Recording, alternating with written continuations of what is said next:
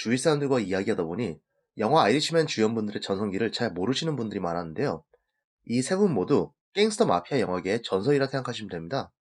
최근에는 비교적 가벼운 역할만 맡았던 로버트 드니로는 전성기 시절에는 No, come on. And then I wouldn't have to pay One more, tips. I call the cops. You're talking crazy. Stop it now, will you? Listen, you got money for that fucking commercial of yours? Fucking commercial. You don't got my money? You don't got my fucking money? Huh? 최근 영화 등장이 뜸했던 알파치노 역시 전성기 시절에는 It's not personal, Sonny. It's strictly business. Say hello to my little friend! 우리나라에는 나홀로 집에서 케빈의 영원한 장난감 해리로 알려진 조 패시 역시 전성기 시절 케빈은 뼈도 못 칠 흥행연기를 보인 사람이었어요. 존 윅이 연필로 사람을 죽인 건 대사로 나왔지만 이분은 펜으로 사람을 죽이는 걸 보여주셨죠.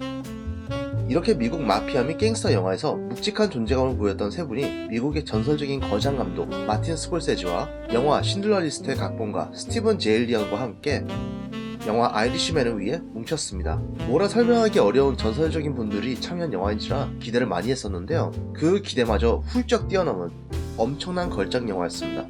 감독의 이전 범죄 영화들인 좋은 녀석들 카지노뿐만 아니라 대부나 원스 어폰 어 타임 인 어메리카 같은 마피아, 갱스터 영화들을 즐겨보셨다면 이 영화는 무조건 강추입니다.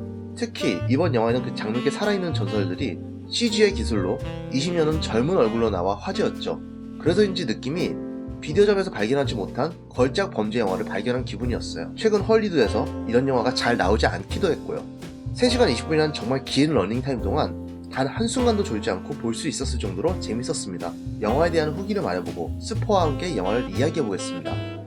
노인이 된 프랭크 시란이 양로원에 앉아 누군가와 인터뷰를 하듯 자신의 이야기를 고백하며 시작합니다. 2차 세계대전 참전 용사였던 프랭크 시란은 마피아 보스 러셀 버팔리논을 만나 동네 일수활동으로 범죄세계에 발을 들이게 됩니다.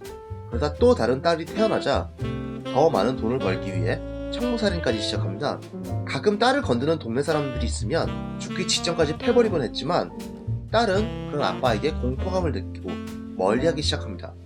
솜씨 좋은 청부살인자가 된 그에게 러셀이 그의 인생을 바꿀 지미 호파를 소개합니다. 지미 호파는 프랭크 시란에게 전화해 당신이 페인트 칠 좀 한다며? 라고 묻습니다. 프랭크가 그렇다고 하자 지미는 나와 함께 역사의 한순간을 같이 하지 않겠나? 라고 부르며 자신을 위해 일할 것을 권유합니다. 미국 역사에 길이 남겠다는 강한 야망을 보인 지미 호파는 미국 화물 운송 노조 위원장 자리를 위협하는 모든 문제들을 프랭크 시란의 활약으로 처리하고 그와 우정을 쌓아갑니다. 하지만 러셀을 비롯한 마피아 세력들과 지미 호파 간의 이해관계가 서로 충돌하기 시작하며 프랭크 시란은 지미 호파를 죽여야만 하는 상황에 빠지기 시작합니다. 3시간 20분이라는 긴 시간 동안 이 아이가 빠르게 전개되고 긴장감이 넘칩니다. 특히 지미 호파와 러셀 버팔리노의 매력이 상당했어요. 야망에 미친 지미 호파는 자주 흥분하는 모습을 보이지만 프랭크에게 정말 특별한 선물과 명예를 주기도 하는 정말 따뜻한 마음을 가지고 있는 사람인 걸 알 수 있어요. 동시에 영화 속 로버트 드니로가 알파치노를 암살할 걸 알기에 보는 내내 마음을 졸이고 또 안타까워하며 몰입할 수 있었어요. 영화 속 프랭크가 지미를 붙잡고 조심하라고 경고하는 장면에서 전 대부 이 편의 명장면이 떠오를 정도로 감동했습니다. I know it was you, Fredo.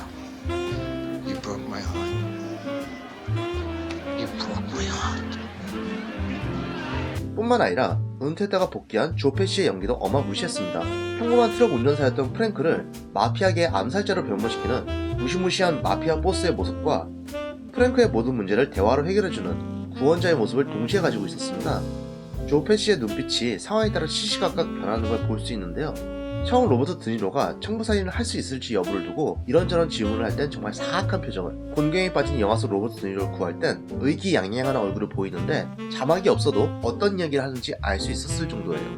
정말 이 셋의 연기 앙상블이 너무 훌륭해서 보는 내내 입이 다무너지지 않았습니다.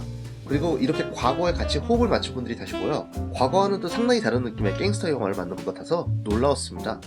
이제부터는 영화의 스포일러 내용들을 말하게 될 것 같아요. 스포일러를 싫어하시는 분들은 넷플릭스에서 영화를 보고 오시기를 추천드립니다.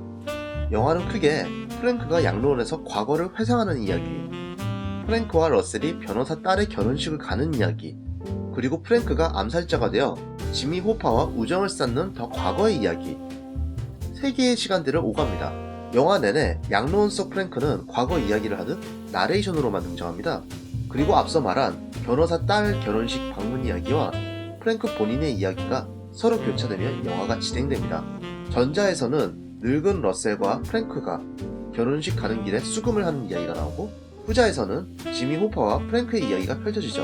별개의 이야기들인 듯 진행되던 영화는 지미 호퍼가 야망에 미쳐 통제가 불가능해지기 시작할 때 결혼식으로 가던 러셀이 프랭크에게 지미 호퍼 암살을 명령하며 두 개의 이야기가 하나의 이야기로 통합됩니다.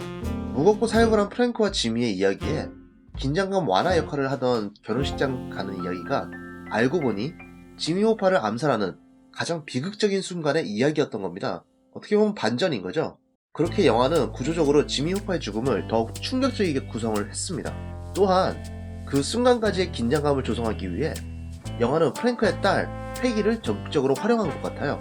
프랭크 시라는 가족 생계를 위해 범행을 시작했지만 페기는 시종일관 프랭크 앞에서 무뚝뚝한 모습만 보이죠.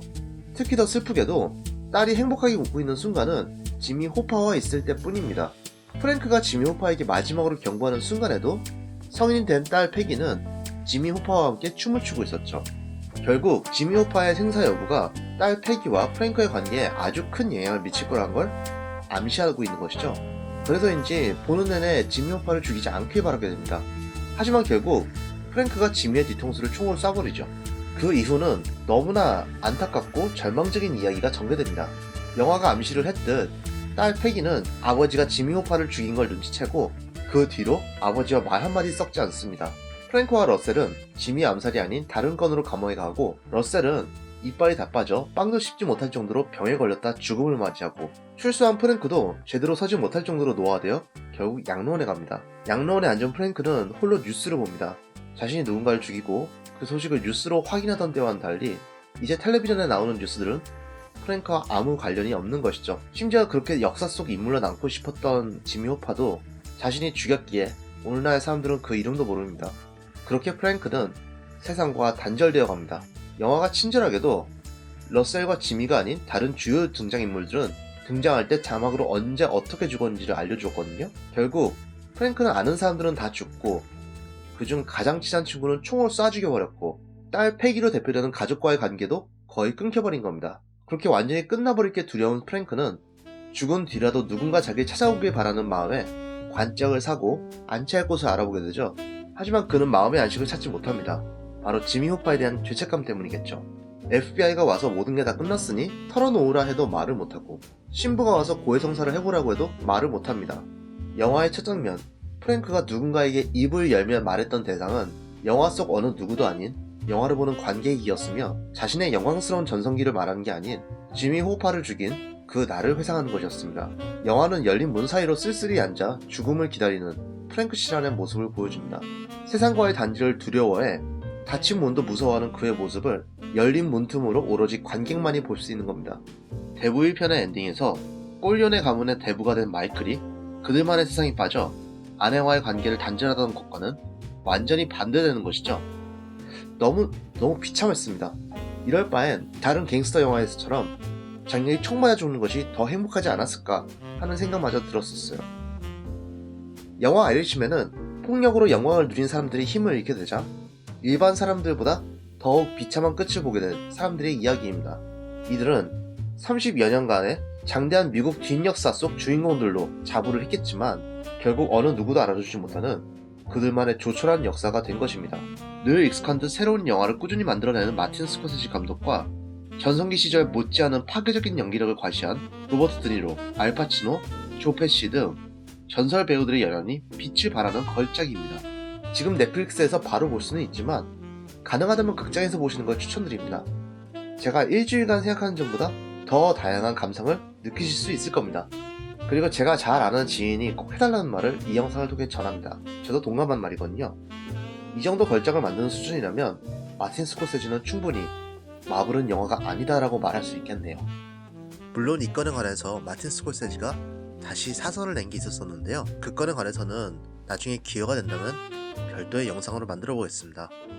그럼 이번 영상의 리뷰를 마치겠습니다.